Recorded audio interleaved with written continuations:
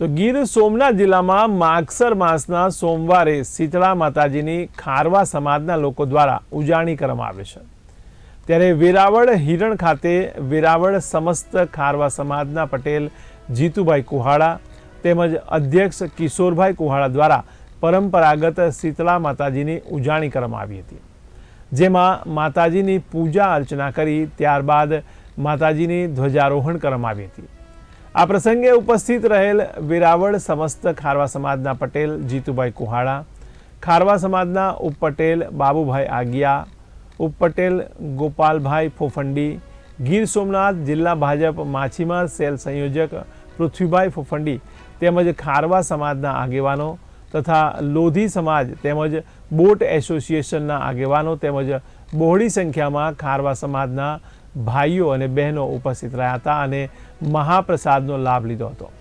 આ ઉપરાંત માતાજીને નવા વર્ષ દરમિયાન તેમનો માછલીનો વ્યવસાય સારી રીતે ચાલે તેના માટે પ્રાર્થના પણ કરી હતી। વર્ષોની ખારવા સમાજની પરંપરા હિરણ નદીના કાંઠે આવેલ માતા શીતળાના મંદિરે જે દર વર્ષે માગસર મહિનાના પ્રથમ સોમવારે જે વેરાવળ સમસ્ત ખારવા સમાજ અને ખારવા સમાજના લોકો ભાઈઓ બહેનો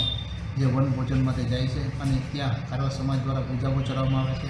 અને વેરાવળ સમસ્ત ખારવા સમાજના દરેક ઘરો દ્વારા પણ પૂજાઓ ચડાવી નારિયેળ વધારે છે। આ વર્ષોની પરંપરાગત આ ઉજવણી થાય છે અને ખારવા સમાજ માટે મહત્ત્વનો દિવસ હોય છે